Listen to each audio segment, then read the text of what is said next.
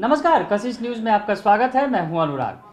बार बार तारापुर और कुशेश्वर स्थान की चर्चा हो रही है क्योंकि बिहार में ये सबसे खास है क्योंकि उपचुनाव हो रहे हैं इन दोनों सीटों पर और कहीं ना कहीं तमाम पार्टियों की या सत्ता पक्ष हो या विपक्ष हो उनकी प्रतिष्ठा दांव पर है। सत्ता पक्ष को ये दोनों सीटें बचानी है क्योंकि ये जेडीयू कोटे की सीटें थी।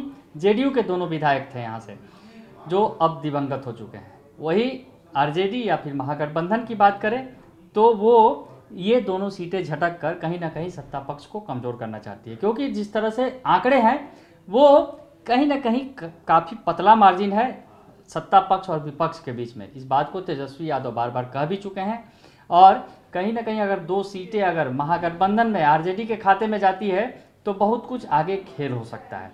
अगर जेडीयू के खाते में ये दोनों सीटें गई तो सत्ता पक्ष मजबूत होगा, ये बातें तय हैं। लेकिन इस बीच तमाम पार्टियों ने जो अपने पत्ते खेलने शुरू कर दिए हैं। कांग्रेस ने अपने तीनों युवा तिकड़ी को बुला लिया है। कन्हैया हो, जिग्नेश मेवाणी हो या फिर हार्दिक पटेल हो, ये तीनों मिलकर चुनाव प्रचार करेंगे। उधर तेजस्वी ने पहले ही से जोर लगा रखा है और चिराग पासवान भी बीच बीच में चुनाव प्रचार में उतर रहे हैं। तो तमाम पार्टियां जो हैं अपने अपने पत्ते खोल रही हैं।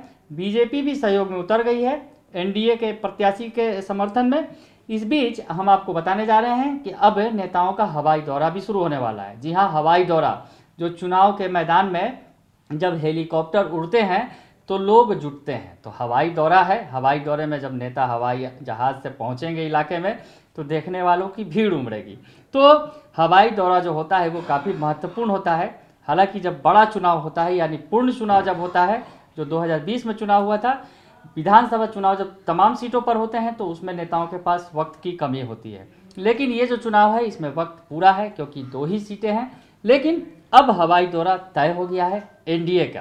एनडीए के जो नेताओं का हम बता रहे हैं आपको कि 24 अक्टूबर को पशुपति कुमार पारस केंद्रीय मंत्री हैं, वो उनका दौरा है 24 अक्टूबर को। और जीतन राम मांझी पूर्व मुख्यमंत्री हैं बिहार सरकार के, जीतन राम मांझी। उसके अलावा तारकिशोर प्रसाद डिप्टी सीएम है बिहार के, मुख्यमंत्री बिहार डिप्टी सीएम है। उसके अलावा मुकेश सहनी, रामनाथ ठाकुर, ये इन सभी का संयुक्त दौरा हेलीकॉप्टर के द्वारा तारापुर विधानसभा क्षेत्र में होने जा रहा है।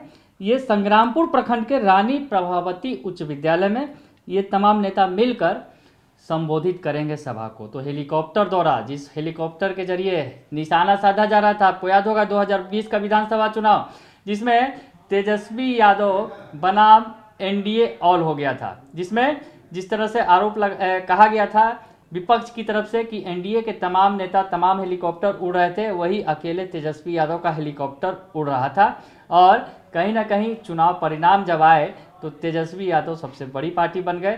तो उसके बाद भी हमला जारी रहा कि तमाम नेताओं ने ताकतें झोंक दी, सारे हेलीकॉप्टर झोंक दिए गए, लगा दिए गए, लेकिन वो जीत नहीं सके। तो अब फिर से एक बार हेलीकॉप्टर वार शुरू होने जा रहा है। और ये जो कार्यक्रम सामने आया है हम आपको बता रहे हैं कि एनडीए के नेताओं का, जिसमें कौन कौन से नेता शामिल हैं हमने आपको बताया। फिर से जल्दी बता देते हैं। पशुपति कुमार पारस, जीतन राम मांझी, तारकिशोर प्रसाद, मुकेश सहनी, रामनाथ ठाकुर, इनकी संयुक्त सभा होने जा रही है 24 तारीख को संग्रामपुर प्रखंड के रानी प्रभावती उच्च विद्यालय में। ये 12:30 बजे से ये कार्यक्रम है।